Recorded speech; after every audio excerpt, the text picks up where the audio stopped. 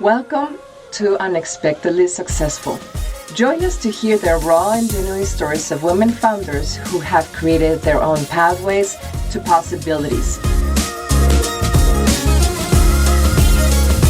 Great day, everyone. Welcome back to Unexpectedly Successful. Griselda Martinez here, your host. In today's episode, we're about to dive into this exciting journey of a woman who turned dissatisfaction and limited opportunities as an employee into a driving force for her business. Meet Tina, a visionary leader with an artistic superpower. Does that sound familiar? She moved from the back to the front, allowing her to turn dreams into her reality. Her story is packed with life lessons, including how committing to a full year of networking opportunities early in her entrepreneur endeavor still paying off. Okay, let's pause here because she is an introvert. So can you imagine going to networking opportunities for a full year? But guess what? It was a great investment. Get ready. It is time to experience the raw and unfiltered world of entrepreneurship with Tina. Welcome to our show, Tina. It is my honor to have you here today. Hi, thank you for having me. I've been looking forward to this since I met you because I just felt like the mission of this podcast, it is a representation of my life. So I'm very excited to talk about it. Oh, that's a great intro. We're excited and expectant to many awesome answers. Okay, so before we go into the details of your business, I want to ask a little bit of Tina, who Tina is. In your words, Tina, can you please share with us who being Tina means to you? Wow. So I think being Tina, through my own perspective of who I am, and I hope what I'm portraying out to the world as this person is that I am empathetic. I'm a great listener, and I'm incredibly dedicated and focused on the things that I want to do in my life while honoring the other people in my life in ways that hopefully give them more meaning in their life as well. I hope that's what I'm portraying out there in the world. I hope that's who Tina is out there in the world. Why do you hope that, Tina? Why is it so important? Sounds like it is something crucial for you to portray that. Tell us more about that. I guess I've always kind of put myself on the back burner. So I'm really trying, and I'm sure a lot of like women entrepreneurs kind of do that. But now I'm trying to embrace putting myself out there in the front burner. Is that the right word? Not the back burner, but the front burner. It's good parallel to the stove. Yeah, exactly. And I think that while I'm trying to find this balance of putting myself in the front, I still want to acknowledge and represent the people who are supporting me and helping me get to the position I am, because I feel like it takes a village to get people where they are and supported in where they are. So it's important for me to portray that, to hopefully give meaning to other people's lives in the ways that I can, but also doing it for myself. Oh, some good stuff that I will follow up on that just shortly. So you talk and tell me if this is not correct, but when you say empathetic listener and honoring those people around you, does that also translate into the personal? Is it more in the business side of Tina's world? Yeah, it's definitely both. I think that I would say by default, I'm an artist and I'm a listener. And I think that applies to every single part of my business, but it's also very much who I am. And I've kind of learned through business that as much as I wanted to try to keep it separate, I am my business in a way. Clients expect to get that. I guess the services that we do, clients are happy with them because I think I do listen to them in ways that they feel like maybe isn't typical, or, I feel like when I do meet with clients, they're like, wow, you really took what I said. And I feel like, yeah. And I feel like that's something that I do all across my life, whether it's with like family and friends or with clients. It's just something inherently like in my being. Oh, how cool. Empathetic and good listener. So you sound like a good friend.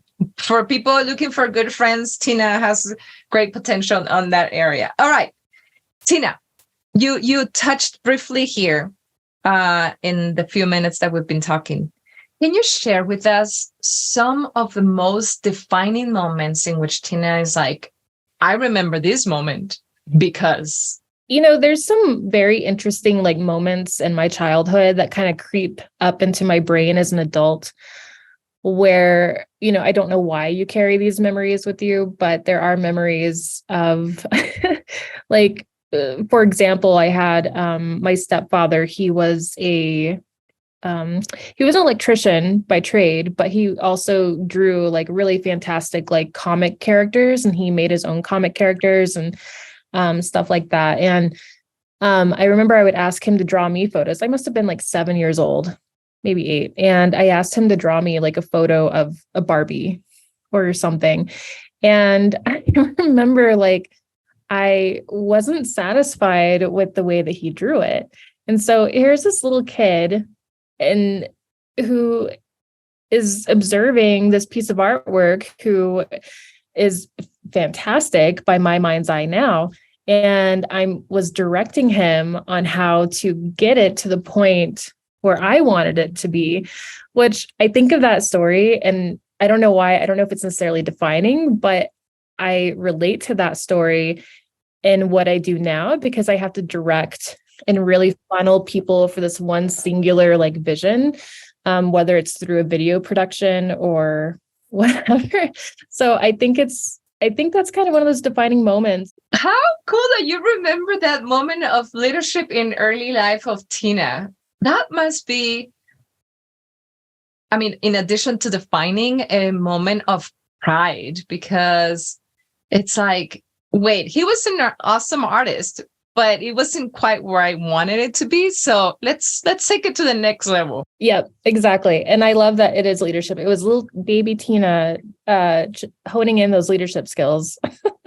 Any other moment that you're like, this moment, I know, had an impact in me? Maybe it was kind of one of those moments where it seemed like other people were seeing me a little bit more than what I was seeing myself. Whenever I was in 5th grade, again, childhood, we moved around a lot, and I was incredibly, incredibly shy. So whenever I moved from one school to another, I didn't know anybody. The only person that I knew was my twin brother.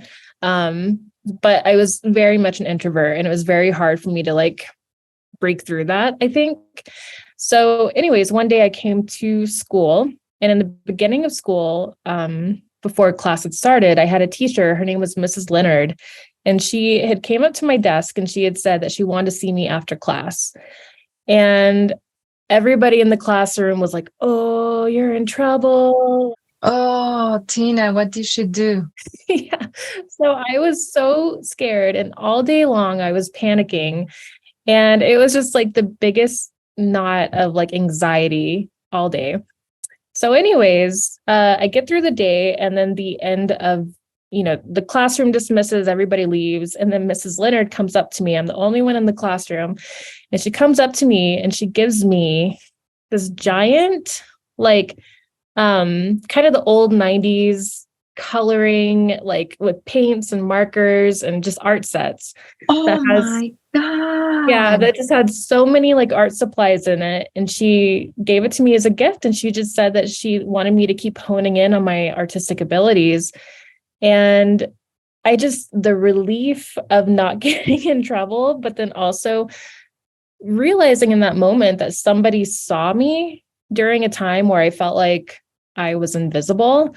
And my teacher took this very special moment, this opportunity to kind of reward that. And I don't know what is happening with that teacher right now. I don't know anything about her, but that was really one of those impactful moments where you're just like, wow, somebody else sees me. So that was really special.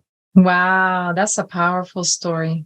That's a powerful story, because I believe all of us can relate to somebody seeing in us something that we weren't even aware. And then somebody from the outside was like, wait, this is valuable and we need to keep pushing forward, supporting it.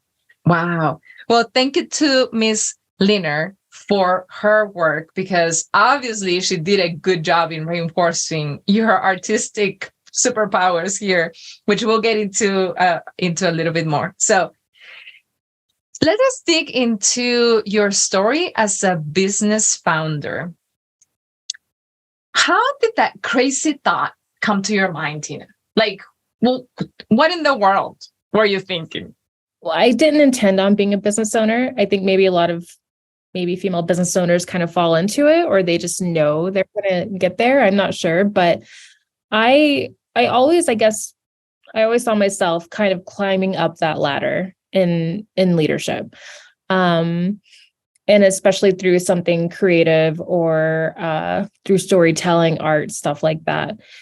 And, I went the traditional route. I went to college and went for painting. And then I was like, well, let's try graphic design. So my background is actually in graphic design. And I spent the 20s like working in different media houses and other production companies. And I never really thought I would be a business owner. It never crossed my mind until I think I was hitting 30 years old. And it was about the time that I turned 30. And I just felt like my life wasn't going in a direction that I necessarily had hoped for or planned for. And I just thought, why not give it a shot? Go ahead and do freelancing on your own. And then I ended up teaming up with another designer, and we created a small design studio where at the time I just wanted to create beautiful graphics and beautiful like brand identities and do it on my terms. So it really just came from a place of feeling like dissatisfied in my career was taking me, and thinking, well, let me just go ahead and put my hands on this and guide myself into the direction I want to go. Looking back at it now, I'm like, I don't know how I thought I had that right to do that, but I did it, so there came a little bit of naivety and a little bit of bravery during that time. But yeah, and I guess just having that vision of myself kind of working up that corporate ladder, but not seeing that opportunity for myself anytime soon, and just thinking I'll just skip the ladder and go straight for the roof. Why not? Okay, so a few questions. So you said that when you were about to hit your 30s, there was something in you. It was this weird feeling that there was something else that you were missing out on. And then you said, I'm going to just go ahead and do freelancing. But then you said something really interesting. You said, I don't know who told me I had the right to do this. I'm going to just let it sit there for a moment. Do you remember somebody telling you you did not have the right to do this? I think that maybe later on, I was challenged a little bit more, specifically, or maybe ironically, or maybe not ironically, by male counterparts. Oh, what a shocker. Yeah, exactly. For the most part, it was, I think it was other people maybe also giving me permission whenever I think about it. Like, or it wasn't that they were giving me permission. They were like, you're talented. You have all these things going for you. Just do it on your own. Or they supported me in me vocalizing that I wanted to do it on my own, So I think there was a sense of like support during that time, and I can't really like pinpoint like who or what was said, but there was, maybe they didn't give me the permission, but I definitely had a support group at the time who was like, yeah, go Tina. Like they were my cheerleaders, Got it. That's so exciting. So there was a pairing of lack of satisfaction at work, the standards that you were hoping for that weren't there, and that you mentioned where you live. Can you please tell us a little bit about why that third component was important in you making this decision? I moved to Las Cruces, New Mexico. And the truth is, whenever I moved here, I had a hard time finding a job. And whenever I did find a job, they wouldn't pay me, or they would find reasons not to pay me. And there also wasn't, like, in my opinion, like a high level of like design focused companies. It was like, any kind of designer or production person was kind of like an add-on to other services that they were doing, but it wasn't like the main focus, where in my mind, design does so much for everything. Design thinking does so much for everybody. And so I think that there just wasn't a lot of opportunity in this area. And I think that, we're one of the poorest states in the United States, and there's not a lot of like media attention in this area. It's changing in the last 7 years I've been here. It's definitely changing. But whenever I first started out, there was nothing in this area. No, right now we're getting really excited about film coming to our area. That was not in the conversations at all, like 7 years ago. So I think it was just this area. And at the time I was hoping to move to family in Austin. And, when you have employers who aren't necessarily paying you, you don't necessarily have money to get up and move. So yeah. So that was kind of another thing where it was like, well, I got to do it now. Like this time, this place, this is where we're going to make it happen. Yeah. And with that said, I also think that this community, because it was something that didn't really happen here, the community really embraced it.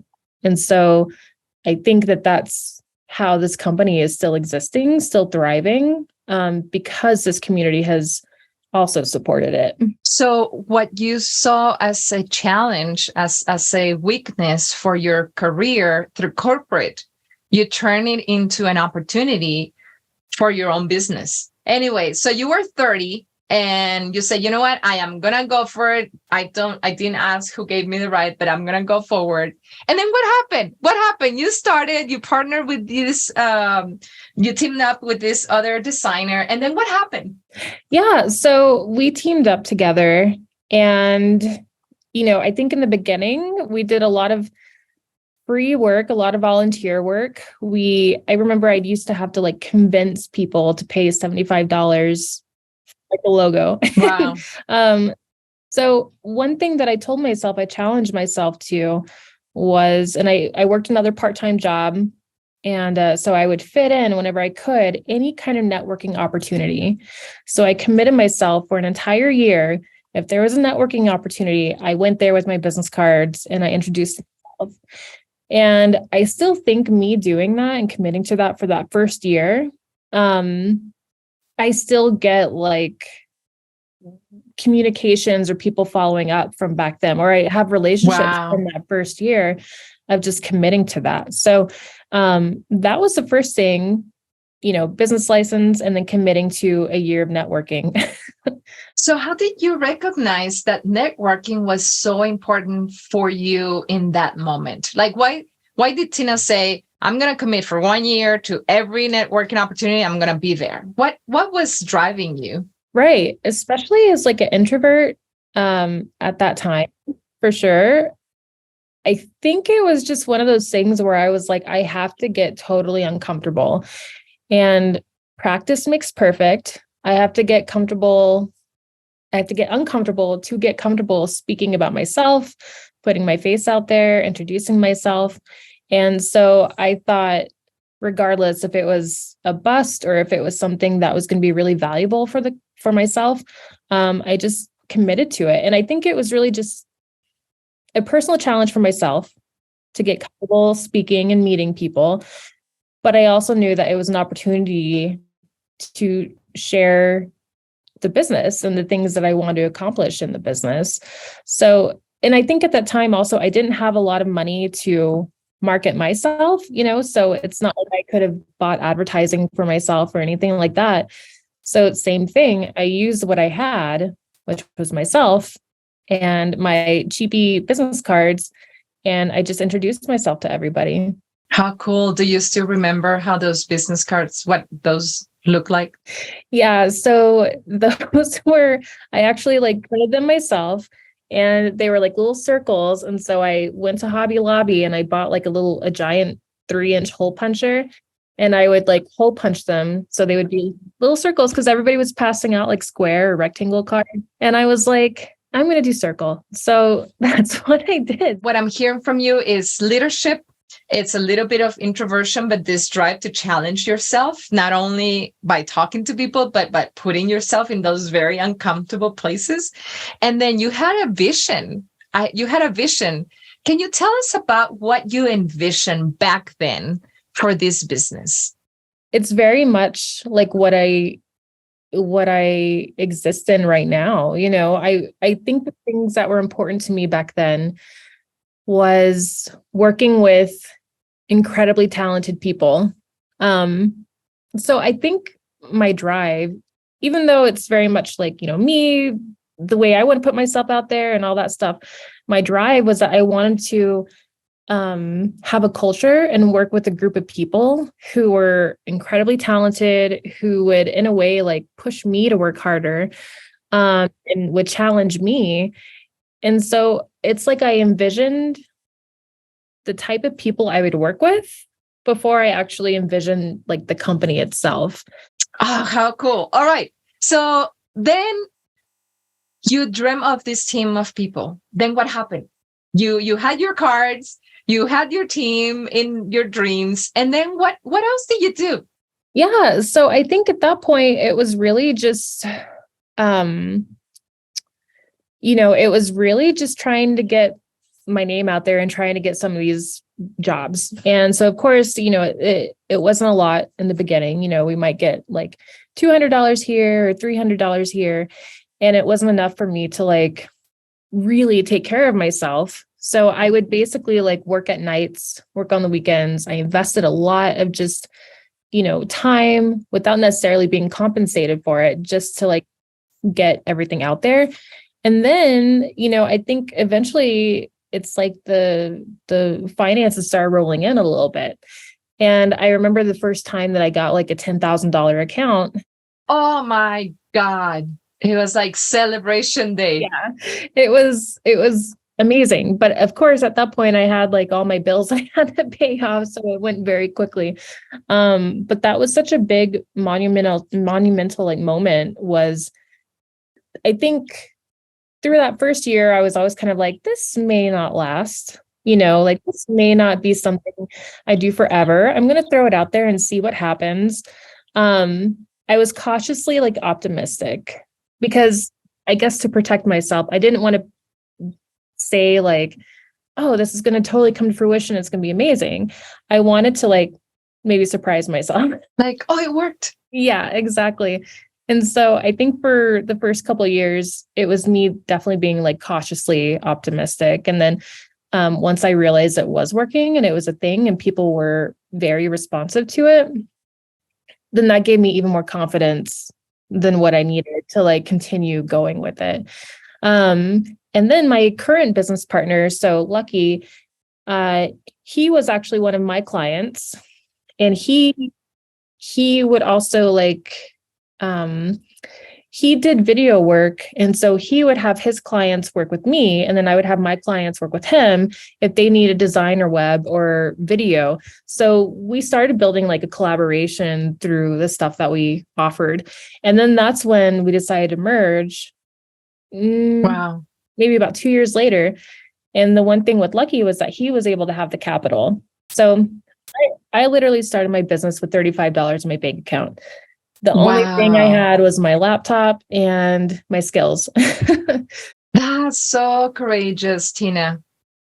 I just want to take a moment to say that was so very courageous. Thank you. Again, it's like, I don't know where I thought I could do that, but why not? Yeah. So Lucky and we ended up merging in 2016. So that was 2 years after I started my first like design company. And he's like a seasoned business professional. And so he had the capital. And then the business just got, having those extra funds, the business just like grew from there.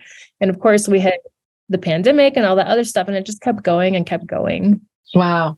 So Tina, Was giving up an option for you? No, it wasn't. It wasn't an option. Why? I think once I started realizing that it was a thing, it was like keeping your eye on the prize and just continue working through it. It just felt so close. Everything felt so close that if I, even on my hardest days where I just felt like I couldn't do it anymore, it just felt like that idea, that vision was so close that, don't give up now. Give it one more day, give it one more month, give it another year. And every time I kind of set myself that little like goal, give it one more week, like something would happen where it was like, all this like signs would align and tell me that I was going in the right direction. How cool. How cool. I love it. It was not an option. Okay. So you mentioned a couple of times that things were not that easy. So tell us about one of the toughest moments in this business ownership history for Tina. I think there's some microaggressions that I've experienced through kind of going back to to your colleagues in the industry. So tell us about that. Let's talk about the elephant in the room, Tina. Yeah, I think that it's hard for some maybe men, especially in this creative field, especially in video, to recognize that women can have a space in that world. And I think that one of my favorite things was I was meeting with a guy who is pretty talented in the video realm. And just as an example, I sat down, I got him a cup of coffee, and I was excited to like collaborate with him and work with him. So even though I have this idea of like amazing people I can collaborate with, he was one of those people that I was also like, oh, I can collaborate with him. And so I bought him a cup of coffee. And whenever I sat down, the first thing he said was, I will never take direction from you. Wow. Yeah. And that was kind of one of those moments where it was like, wow, okay. Like, even though I have this beautiful picture of the kind of people I'm going to work with, this is also a reality. Like, I'm going to have to fend for myself and fend for what I feel like my leadership skills and what I'm good at, especially with some people.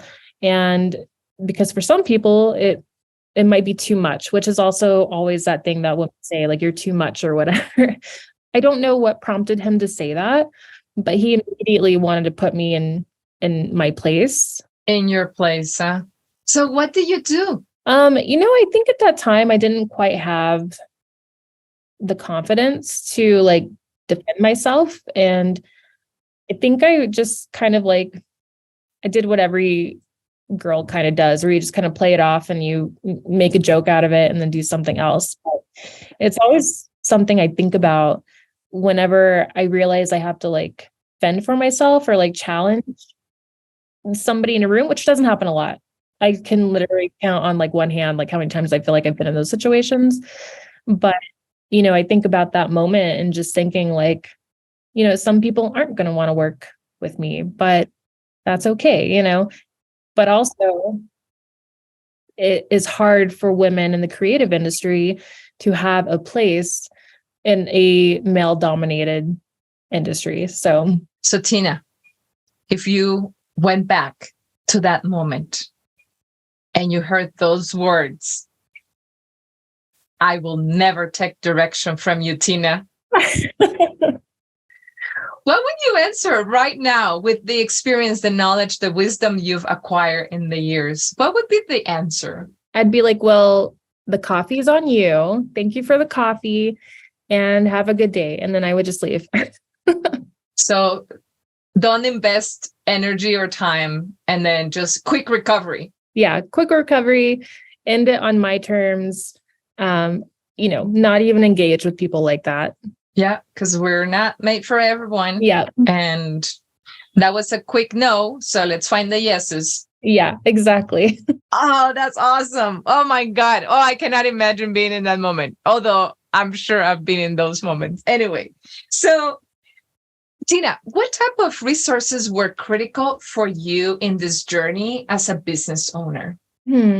I think a big resource is really just having that curiosity and being like indulging in that curiosity and researching and researching and researching. So, I mean, I went to the school of YouTube. I mean, I was very passionate about design, and I was very passionate about the things I could create, but I didn't have a lot of knowledge on business and how to manage a business, or how to, do your taxes, or even how to do HR and employee contracts and things like that. So I want to say, even now, I'm still always learning. If I have a question, I Google it immediately.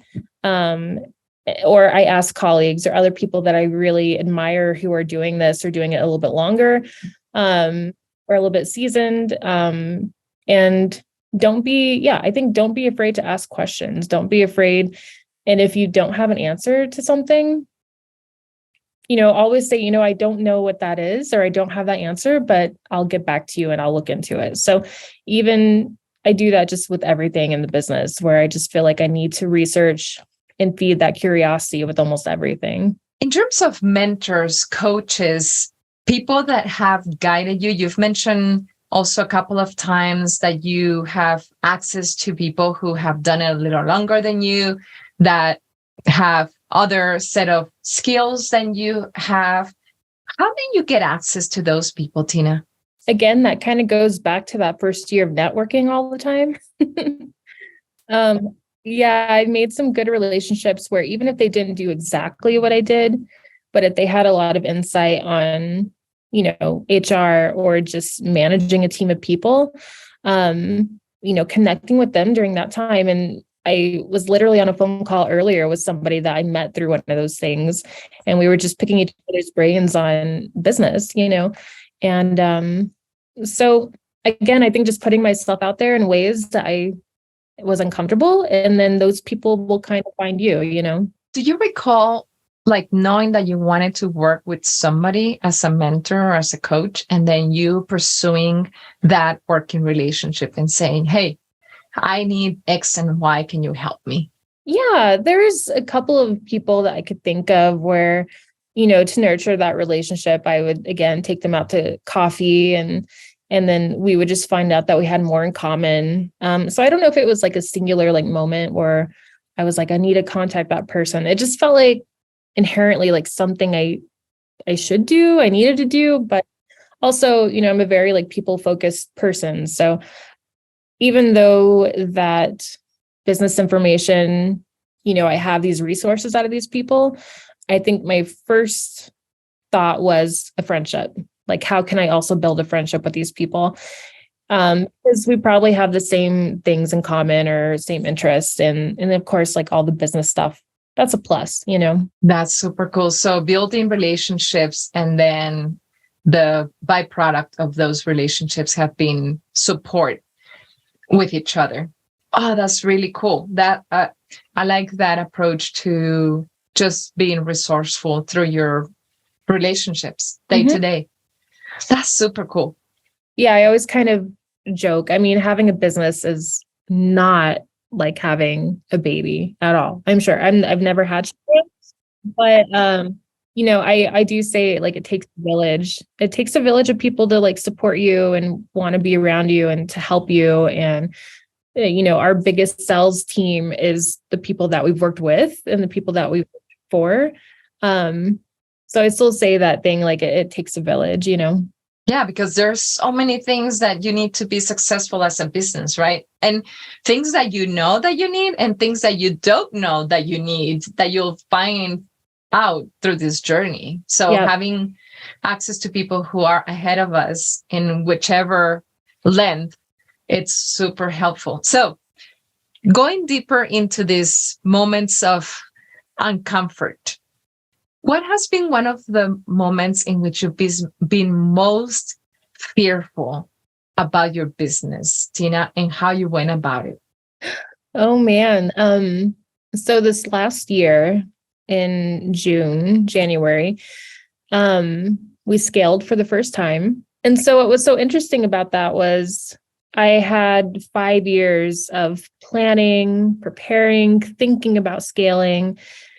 And I always thought, from what I understand, it would be at the 10-year mark. That's usually when businesses mine scale.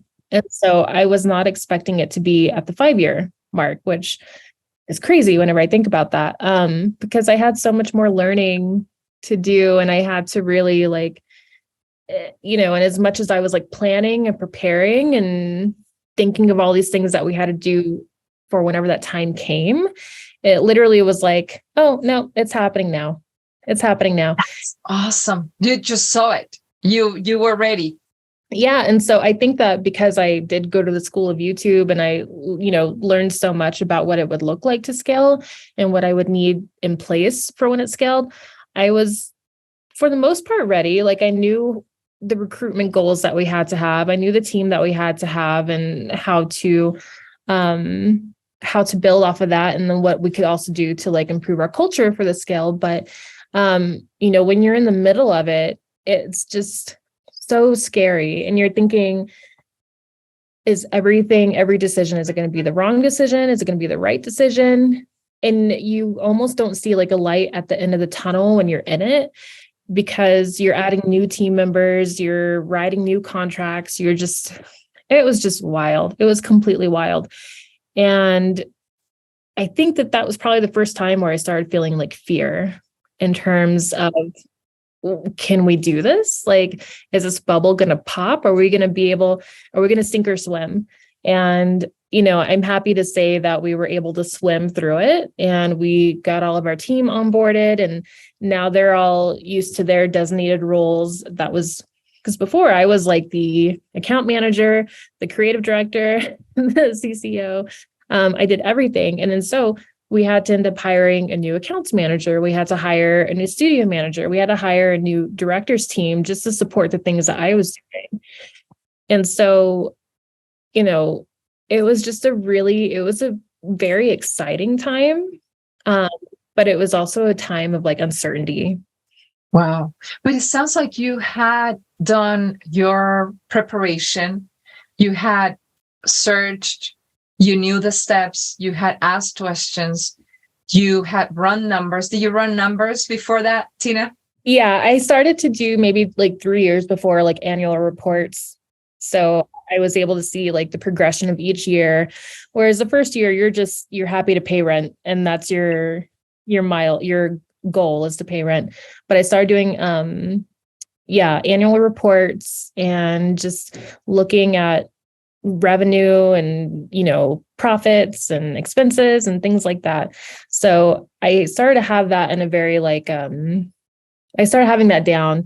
And then so once that started happening, where we started getting an increase in revenue, I was able to like put those things in practice in a bigger way. So you already had a system that allowed you to then recognize when it was the moment of just grow. Yeah, exactly. Wow. So you knew what success looked like, and then you saw it and you're like, we're ready. Exactly. We made some financial benchmarks where I was like, whoa, this is ahead of schedule. And this is ahead of schedule. This is ahead of schedule. And then it was like, okay, now we need to hire more people. Now we need to actually like support the income that we're getting in now. And so it literally happened within a month of that change. Wow. Mm-hmm. That's so exciting. Wow. Okay. So one crucial question for our podcast, Tina. Going back to those moments back there, were you expected to be successful? I think that there was always that, you go through all these like normal fears that you have. Are you going to be able to pay your rent? Are you going to be able to, do everything that you need to do? And then you have these interactions with people who maybe don't necessarily believe in you the way that, you do or other supporters do. But I think once I reached that moment that I was committed to it, and it wasn't just me being cautiously optimistic. I think success, by the way that I defined it, is happening now. That's awesome. Which is realizing the vision you had at that moment. Yeah, exactly. Like I work in the kind of studio that I've always hoped to work for. I work with the kind of people that I've always hoped to work for. I work on the kind of projects and videos and graphics and branding identities and even beyond. Like our clients come to us for, now they're coming to us for our creative strategies. So even if it's not in like a 2D or video realm, you know, just doing like a creative way on how to do a contest or creative way on how they can design their lobby. Now they're asking us for that kind of expertise, which I'm like, that's pretty cool. Like it's bigger than what I could have imagined. Wow. So that links to my next question. What is next for NMCO and Tina? We hope to get more to break into a national market. So we're great with Southern New Mexico and New Mexico. And we have a couple of clients like here and there throughout the United States, but we really want to try to break into national and maybe get some larger campaigns and get some of our video work seen on like a bigger level. I think that we have the team to do it. For people who may not be in New Mexico, how can they find Tina for some creative work for their own company, for their own new startup, for their new initiative? How can they find you, Tina? Yeah, so you can go to nmcostudio.com. Find us there. Or if you're on Instagram, you can go to nmco_studio. You can also find me. My personal Instagram is christinabaloo.png. So if you ever want to chat about art or design or building a business, I'm always happy to talk to someone. You are our businesswoman for anything creative. Now we know, Tina. All right. So for closing, Tina, thank you so much for sharing your story. Thank you so much for inspiring us to take action despite the uncertainty and despite the fears and the questions around us, and for being brave to just keep going. That is so powerful. That is so powerful. So in closing, what would be one word that describes Tina's journey as a business owner? You said brave, and I like that word too, but I think that's important. I think my word that keeps popping up to me in my mind lately, and it might change next week, is tenacious. To just firmly hold on to this idea, this vision, whatever it may be, and just unapologetically, but with kindness, also achieve what it is that you see for yourself. Hold on to that, because I think it's taken me 5 years, 6 years, just holding on to this little vision that I have in my head. And now it's like becoming a reality. So tenacious. What is the most proud moment of your journey as a business woman? I actually have something happening tomorrow, which is the Arts and Sciences Starry Night. And they're recognizing me as somebody who's contributed to the arts and sciences. Yeah. Oh, Tina, congratulations. That's amazing. Thank you. Yeah, I mean, that's happening tomorrow night. So, but even just getting ready for that, I'm just so excited. And it's like, wow. I mean, just getting that acknowledgement. And we hire a lot of the students that come out of that department, and being acknowledged for that, and just, I'm very proud. That's really cool. Okay. Last question. I promise. What words of wisdom do you have for the women out there who may be at the verge of opening their own business, or have this something missing in them, and they see a business as the way to create a possibility for them? What would you tell them? Yeah, I hate to steal like Nike's tagline, but just do it. Nike, thank you. Just do it. Just do it.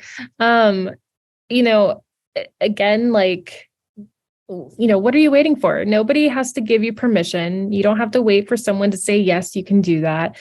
You have the autonomy over your own life. And if you feel that there is a possibility to have a richer life through creating a business and putting yourself out there in that way, I mean, just do it. And be prepared to be uncomfortable, embrace it, work through it, and then learn and grow and challenge yourself. I mean, it's not easy. That's why not a lot of people do it, but the rewards, the benefits, just the emotional rewards and benefits are just hands down, like you can't beat that. Wow. Women out there, audience out there, as Tina said, just do it. Yeah. Thank you so much, Tina, for being with us today. It's been a pleasure hearing your story. It's been an honor to learn about the great things that you are doing and that you will continue to do through NMCO. Thank you so much, Tina. Thank you so much. Thank you for having me.